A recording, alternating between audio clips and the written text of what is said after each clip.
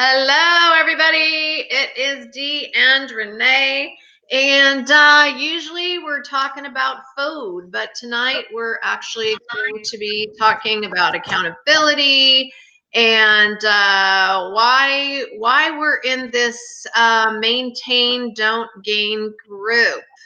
Hi, Dee. Hello, Renee. How are Looks you? like I'm really well, thanks. How are you? I'm good. So, Uh, what were you going to say? Sorry, I didn't mean to interrupt you. oh, no, other than I was working really fast to prepare supper tonight, and so part of my finger is in my family's mashed veggies. Ouch. Well, that was not a good move. No, no. Oh man. Well, if you are on this broadcast, please give us a hashtag live. Tell us where you're from. Tell us a little bit about yourself and ask us your questions. So tonight we're focusing on Q&A as far as the upcoming holidays, how we find that I don't know, inner strength, accountability, all the things that we need, and all the reasons that we're here. So one of the things I thought we would do is kind of just first of all, um, just kind of talk about why people came into the group. And Dee hasn't seen this, so I'm just gonna go over them quickly. Lost 198 to 168 3 years ago, living a keto lifestyle, gained back 14. Was pre-diabetic, went from 8 to 5.6.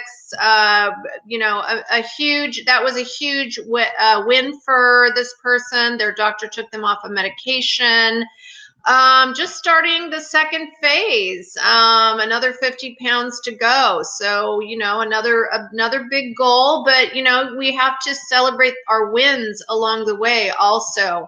Lost 32 pounds on Ideal Protein, gained back 13. Wanting to get back on it for health and quit making excuses. Currently doing IP, down 60 pounds in 9 months. Congratulations. Last month have lost and regained the same 2 pounds over and over. And that's a good one to talk about, Dee. We'll put that on our list.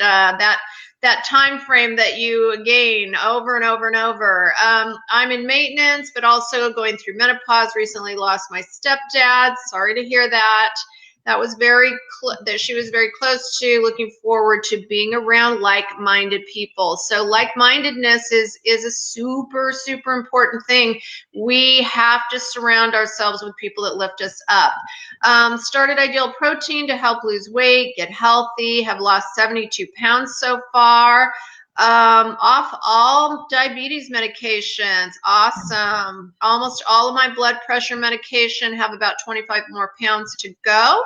That's incredible. Lost 100 pounds 4 to 5 years ago on IP, kept it off, but recently gained a few, and I'm trying to nip that in the bud. That's exactly the way we do it. We just nip it in the bud. Lost 31 pounds and 29 inches, have 19 pounds to go. Excellent. On the 5th week, down 17 pounds. Good job. Maintenance, still want to lose a few more. You know me, I always say we always have 5 more. There's never a point at which we go like, oh yeah, I reached my goal. Lost about 60 pounds with Ideal Protein 3 years ago, slowly been gaining it back. I am back to my original weight and struggling to stay on track. So there's another one we can talk about, Dee. You know that when you slowly gain it back and you just can't seem to stop it. Close to goal, 10 pounds to go. Excellent. I have Ideal Protein. I use Ideal Protein, lost 45 pounds since July. Let's see, since phase 1, since September, down 15, 50 more to go. Wanting to stay strong during the holidays. This is a great group to be in. Restarting again, still down overall. So, you have to celebrate the fact that you're still down overall. Need to recognize who I am, need to be nicer to me. Yep, that's an important one, isn't it? Restarted phase 1 in September, down 30 pounds. Awesome. 10 to 15 more to go. 40 are gone. Excellent. Just started phase 2. Congratulations. 10 months, 40 pounds down. Really want to maintain and lose over the holidays. You can do that. It's really not that hard. Lost 70 pounds on IP, gained 15 to 20 back in the last 3 years. I would like to lose what I've gained and stay true to myself during the holidays. That's an excellent goal. And by the way, it's very common for people to gain back somewhere between 10 and 20 pounds over time. We just have to really have that reset philosophy and nip things in the bud right away. So you're not alone. I've lost 140 pounds so far and want to lose 25 more. Started my journey back in October of last year. Wow, that's amazing. Just started again in my second week. Lost 60 pounds 6 years ago, trying to maintain. It's a real struggle. Keep gaining and losing the same 5 pounds. We will talk about that. And just beginning the third time, I've never phased off correctly. So let's talk about phasing off, Dee, and why we need to be doing that. Let's see. Need to lose weight, getting there, round 2. So a lot of the same theme going on for, and as coaches, we we see all of these, don't we? Absolutely. So where would you like to start, Dee? And if you guys have questions, throw them in the comments. Anywhere. All of it is good. Let's start with that one where we lose the same 2 pounds over and over. We're on phase 1. We're struggling. Let's start with that one. Okay. Identifying the struggle. What are you doing in your week or in your days to do a little bit of self-sabotaging? It happens. It's a true thing. So we need to do some homework to find out whether it is lack of planning and preparing, the lack of a lot of time we lose that when we first start a weight loss program, we are gung-ho, we are gonna do this, we are in the moment. And then as we're working along and we realize it's hard work, we lose some of that immediate intensity that we had at the beginning. And so we really have to identify why we're and maybe self-sabotaging isn't the right word. I don't know, Renee, what do you use? I believe it's a sense of self-sabotaging. You really, and it's something I talked about kind of like this morning was, I had this client that we were talking and she said, oh yeah, I like that breakfast place too. And I really tried to stay on protocol. Well, there's no trying, as we both know. You do or you don't. Yeah. Yeah. So then you have to really identify why you made the choice to not stay on protocol. What were you looking for in the short term that made you stop your long-term goal? Oh, that's a good one. What were you doing in the short term that made you stop your long-term goal? I love that one, Dee. So in thinking about the holidays, we have about 7 weeks of holiday season.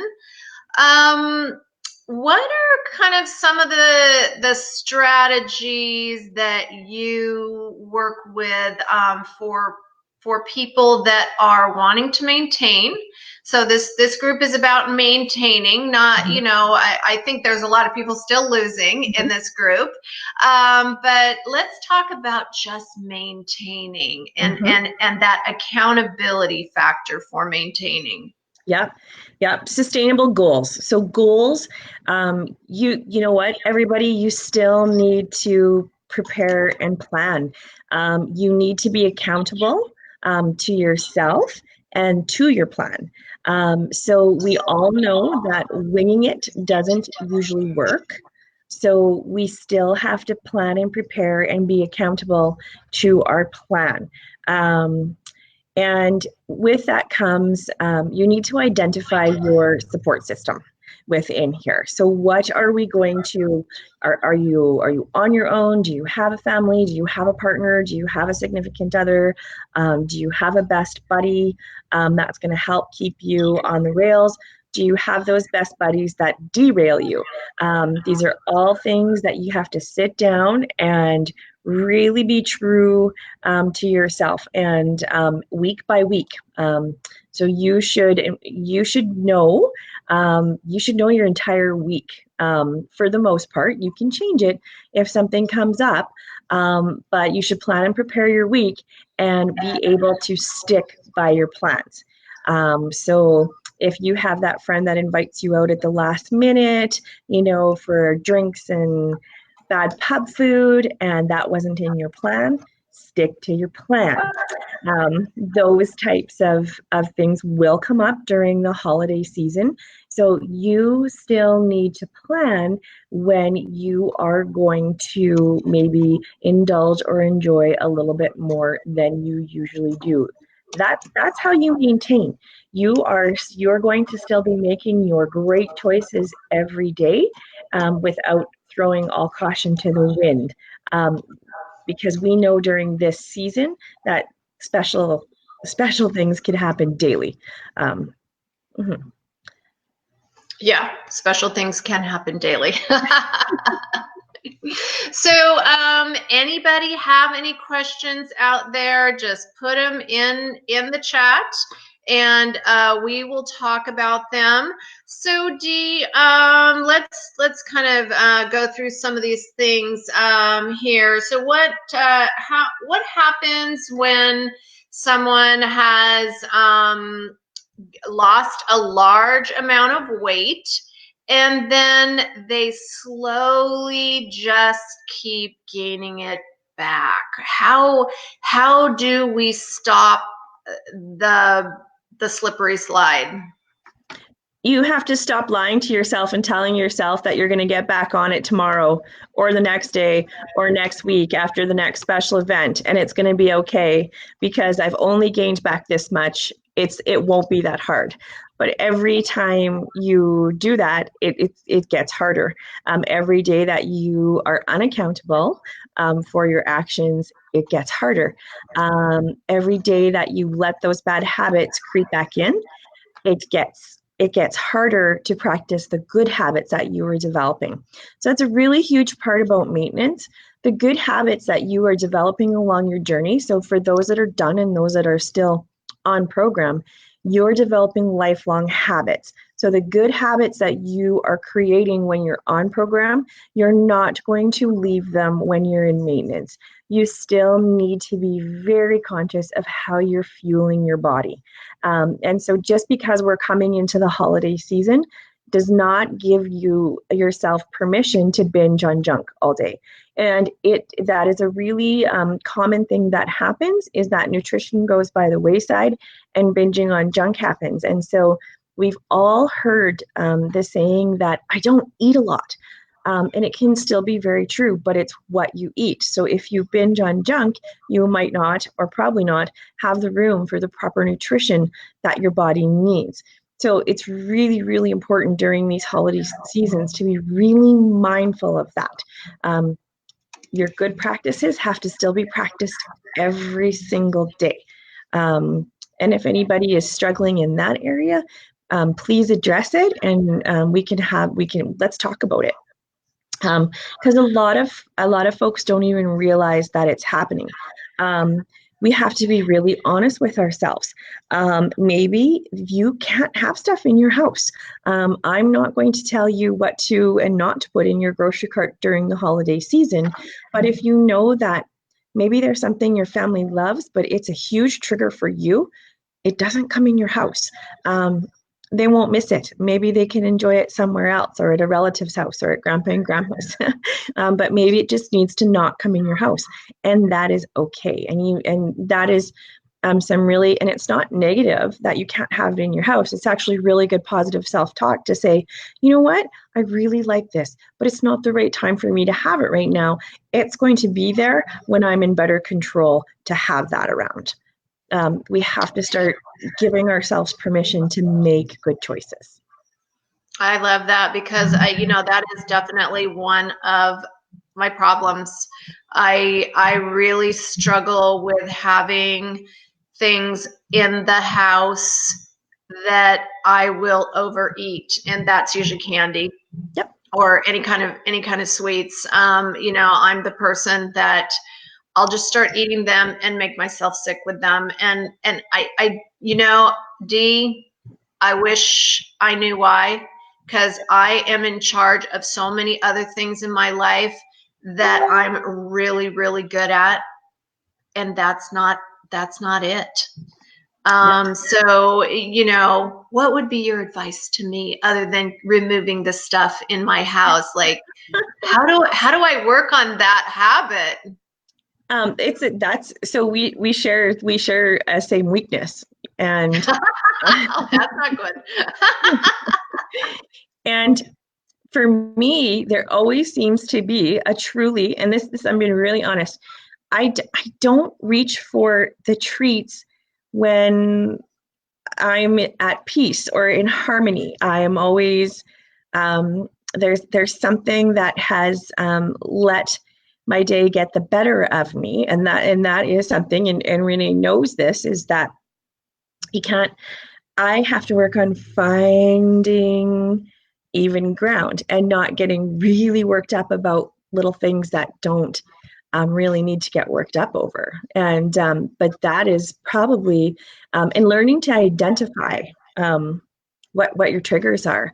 Because I rarely eat something that's not good for me when I'm just happy. Because when I'm just happy, I really make good choices. So when I'm in a state of feeling good and in control and really really confident about what I'm doing, I eat really well. I recently went on a trip with my husband for a week, and I didn't eat any junk for an entire week, nothing. And we were on a holiday. And it wasn't because I couldn't. I didn't want to. It was the days were wonderful. We had some relaxing downtime. We enjoyed some the ocean and some ball games, and there was no cravings because it was just a lovely time. So learning to identify triggers too. And maybe it's just as simple as I really love it. Like sugar is an addiction. And so I think I use sugar as a coping skill. So How that, interesting. yeah, yeah. And that is something too, whereas, we work in health and wellness and lifestyle. And if you need extra help, you need to give yourself permission to go get it, because there might be something more that you need help with, and it is okay. And we're not all experts in that area, and so it's okay to utilize all support systems that are out there. Oh, wow. It's interesting, Dee, because when I'm traveling, I have literally no problem either. It's when I'm at home, and we each have our own things. I mean, as far as being happy, happiness is a really it's I've just been lucky to gain that over the years. There wasn't always that moment, but I have done a lot of work on personal happiness. I find it's when I'm alone and I'm bored, and I don't know what it is. One of my clients said to me, she said, I don't know what it is, but my brain tells me to go and eat hamburgers. And I'm like, what? So, on that note, I was listening to some things earlier about why are you not where you want to be, and I think there's a lot of us that, and I think we all struggle with this thing of never ever being where we want to be. Like it doesn't even matter when we get to goal. We've both been at goal before, right? I'm about 10 pounds away from where my original goal was. So yes, we all, why don't we get there and stay there? What is that about? I think sometimes we're scared to be happy. Sometimes we're scared of the new wonderful things that sometimes you receive when you're reaching your goals. Sometimes we don't know how to receive it. I've experienced it. Thinking that because you're not in a perfect place that you don't deserve good things to happen to you. There can be many. Things that come in. One really big one, because I actually wrote it down earlier, was that there are going to be times when you give in to an unhealthy craving or an unhappy meal, and or you skip a workout or you deviate from a schedule. But here's the thing. So then, big deal, big whoop. Why throw away your goals over one missed workout or a couple of bad meals, or maybe it was just one big indulgence? Why throw it away? Why then get on the throwaway change? Big deal. Put it out the window, move on, make better choices. Because that's what the whole maintaining and journey is. It's about making better choices every day, cumulative behavior. You're not going to fix your behavior in 2 months, 3 months, 6 months. Most clients generally you lose a lot faster than you gained it. Most clients have gained over a long period of time or have been in an unhealthy state for a long period of time. So there is a lot of changes that go on when you actually lose the weight so fast, and your body and your brain and your emotions need time to catch up with the processing. And this is something that we see weekly with successful clients. Their brain has not caught up to their healthy body or their new body, or they're terrified of eating healthy whole foods. But you've been practicing it all along. So we now need to teach you how to build on that. So it's really, really, really important. Do you believe in yourself? There you go. Yeah. Yeah, it really is our personal belief system. And I wanted to pop this comment up there because we're in a group. I don't always get to see who this is from. Love you both. Always so helpful. I wish we could see Dee's video quality better. Such a beautiful person, but can never see her videos well. Well, we're going to explain why that is. So Dee lives almost in the North Pole. And I'm teasing, but Dee does live in an area where the internet was We have not thought trouble of. at this time. Yeah, and it seems like when we're on around the 5:30 period of time, everybody else in Dee's neighborhood must be on too. And then of course, I'm in California, the land of where there's lots of amazing internet. But thank you. And if you are on here live, give us a hashtag live. And if you're on here in the replay, hashtag replay. But first of all, whether you're live or in the replay, please put your questions in here. We're here to do some work on how we're going to maintain during the holidays. So it's that belief in yourself. You have to believe in yourself. Yeah. And I think too, Dee, it's what do you tell yourself daily? Are you telling yourself positive things, or are you telling yourself negative things? And so, can I talk a little bit about you? Is that okay? Yeah. Okay, so Dee is a super perfectionist. She learned somehow, that was a part of whether it was your upbringing or whatever. I don't know that about you, but when things are, it doesn't matter how good the news are or is. Dee tends to always say, yeah, but this, yeah, but that. I'm like, dude, you just sold 1,000 cookbooks. What are you talking about? Yeah, but Mhm. I mean, this is your dream. You've Mhm. achieved it. You achieved it in less than a year. Awesome. So, what are we saying to ourselves? Is it positive or is it negative? Because 90% of our thoughts are subconscious. So very well, your thoughts can actually tell you, let's go get a hamburger, because they're subconscious thoughts. So, how do we bring the subconscious forward to be conscious? Do you talk at all about that, Dee, with your clients?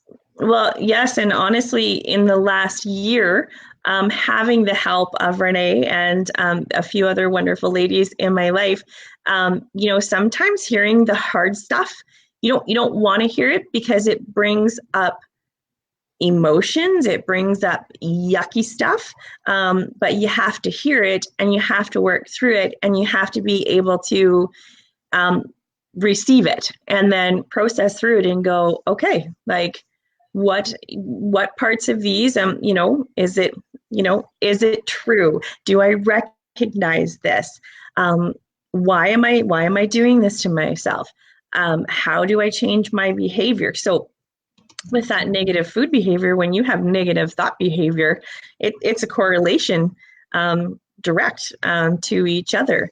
And so, we talk about support systems and accountability systems and those partners all the time, but we really, we've talked about this too. Some of my most tough clients that I was scared would not come back once I just laid it on the line came back and said, I needed to hear that. I needed you to do that for me. And so, it's great that we love our clients and we develop really neat relationships, but we still have that initial contract of coach and client, and we need to be accountable to each other and we need to help each other through that. And so Renee has called me out on my behavior, on some of my complacency, In on in a my nice way. In a yes, nice way. yes, yeah, yeah. Um, my disorganization. I and my husband would like run right up here and go, yeah, yeah, Renee, keep on her.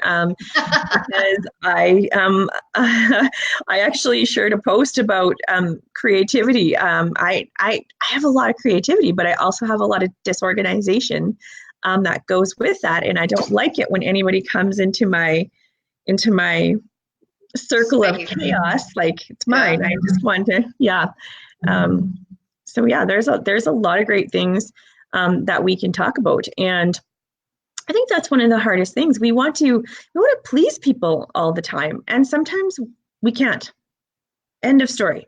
Um, In and fact, Dee, we can never please all the people all the time. And that's a really, I have to say, I've been in business for myself for 33 years. So the first 10 years of being in business for myself, that was a very difficult thing for me. And eventually I figured out that I'm a problem solver. That's all I am. I'm a problem solver. And it's okay. It's okay that we don't all agree. yeah, It's okay that someone doesn't like us sometimes. It's okay that even, our business, I think when we first put the ebooks out, somebody was upset with you about something and you lost your whole day over I it. did. And I was like, look, you sold 500 cookbooks and one person complained. Are you kidding me? that's amazing.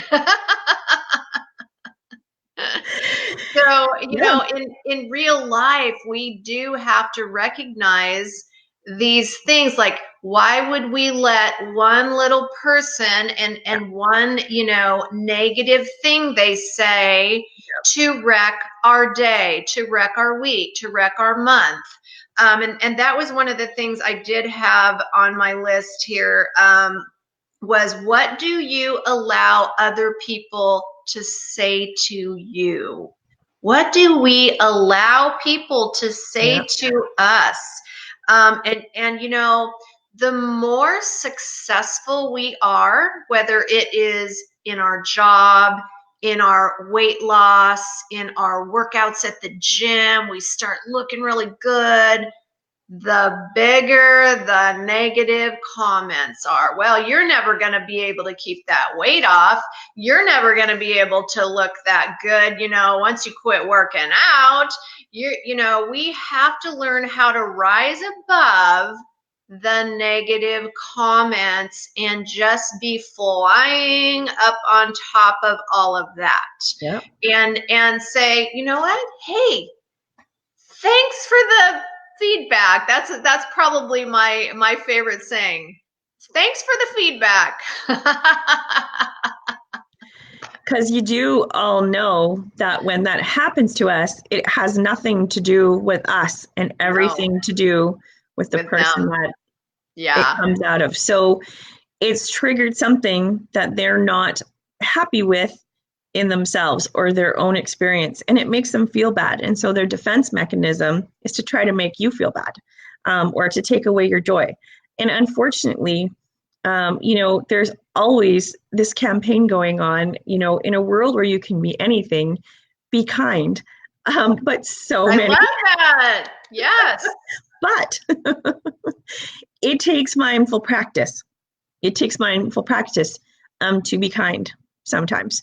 And it's not that, it's not that anybody's a bad person when they're not.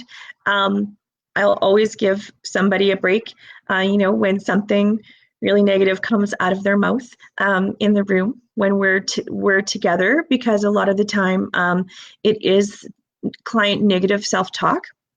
So we have to really change that around and change our conversation. But you have to, or I'm going to swing back on to accountability. So somebody says something not so nice to you, that doesn't give you permission to ruin your day. It doesn't, if you put one chocolate in your mouth, it shouldn't give you permission to eat the box. There again, you're not a bad person if you enjoy a chocolate out of the box. You're not a bad person if you eat the box, but you have to identify why you did it, why you're allowing yourself to do that. Because I've never, ever met anyone, including myself, that then doesn't have more negative consequences to the negative pieces. Ever. I've never met somebody who's made it through. It's a very concerning thing when clients come in and said, I had a terrible week. It was just terrible. Why was your week terrible? Well, I ate a burger and fries. Okay. No big deal. So again, out of 21 meals, you had one mix up. Okay. So nothing else good happened in your week. That's the one that honestly, it really bugs me, that you're setting yourself up to fail right from the start when we're in that mindset. You know what? It's like, okay, I was weak. I made a bad choice. The smell got to me. My friend got to me. I caved to peer pressure. I just wanted to taste it one last time before I wasn't going to have it for the next 3 months. However you justified it, whatever your excuse was, whatever, let it go. Start over. There had to be amazing things in your week. I just know there was, I know there was 50 other amazing choices you made versus the one or two maybe that you didn't. So again, negative self-talk has to take the back seat in your brain. Yeah. It has to. You have to. And again, it's something you have to practice. The next one is a really tough one. It was in the comments. Emotions, sadness. So sad, mad, happy, glad, people will find an excuse to eat. And it is like, an excuse sounds like such a mean word, but it really is. Let's talk about what it really is. So you're sad, that is your choice of drug because it might make you feel good on your tongue for 2 seconds. And that's what it literally is. You know, you got a little endorphin kick and then it added to your sadness because your body crashed and you just feel terrible and you're already feeling terrible. And so when you put horrible fuel in your body, it really does depress your system. And so those are some really factual things that we have to learn and talk about, is how food affects your mood, what it kills. It kills the good sensory receptors in your brain, in your gut, in your body. It causes inflammation. So if you're already sad and anxious and depressed, it compounds it tenfold. And those are really tough things to talk about, and they're really tough things to hit on the head because they, most of us don't want to hear that when we're experiencing that. But it's a really tough one to work through. But again, your support system, sustainable goals, accountability.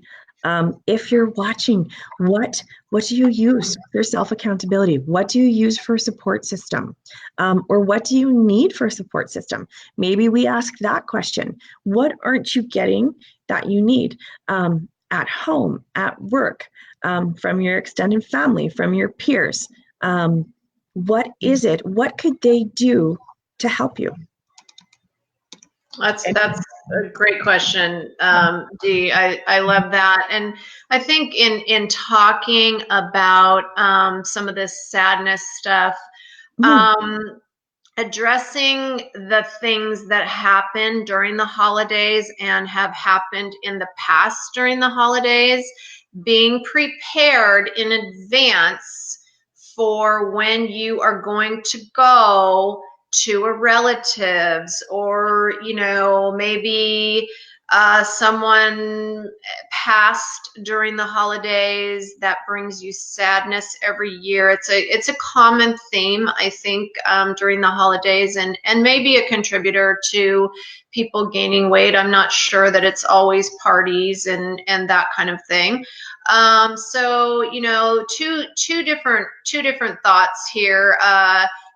Holiday, being a time of sadness for some people, missing people that they no longer get to spend the holidays with. I know that can be very difficult.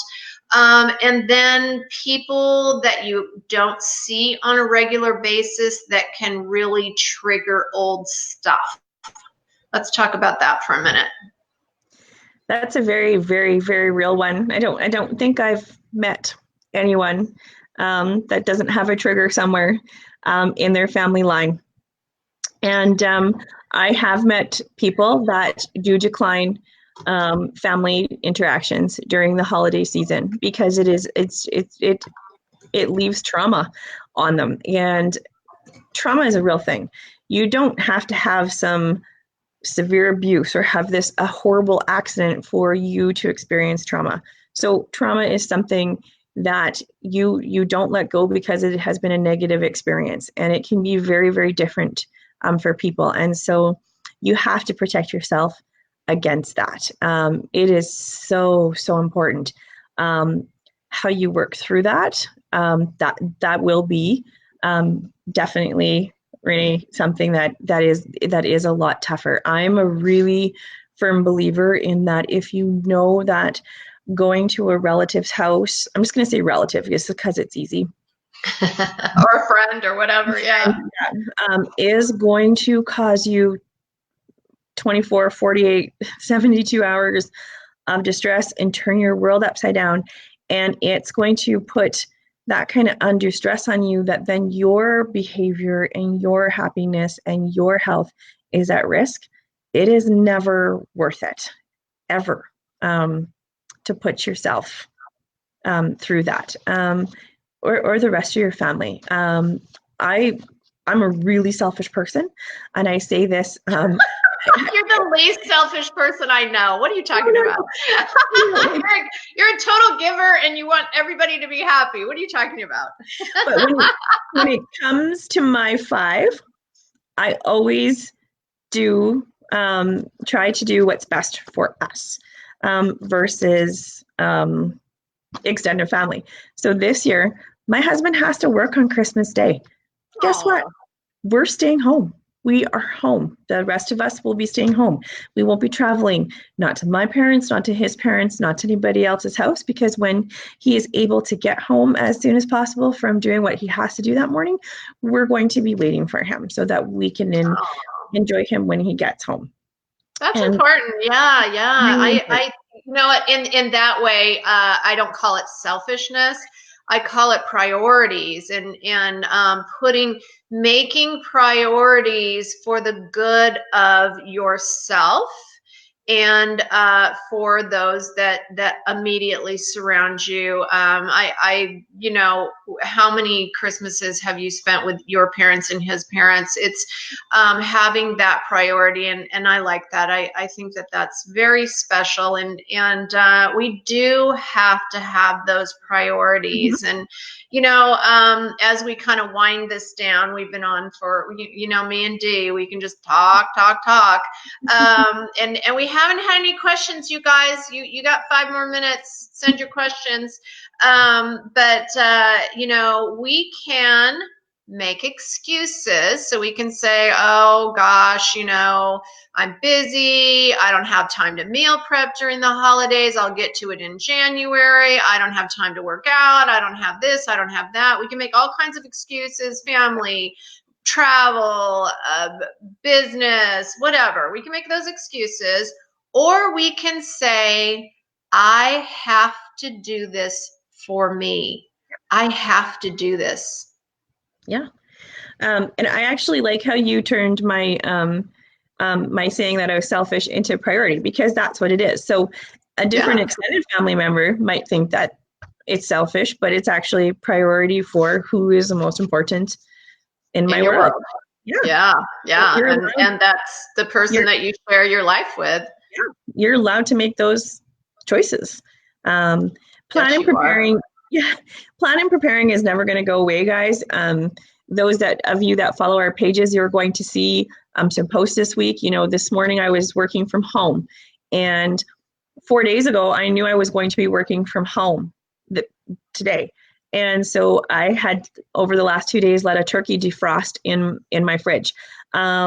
If you know me, you know that I actually have 2 fridges. So I have one in my garage. So I have the space to keep that and do that. And the reason why is because my Tuesday through Friday is going to be really, really, really busy.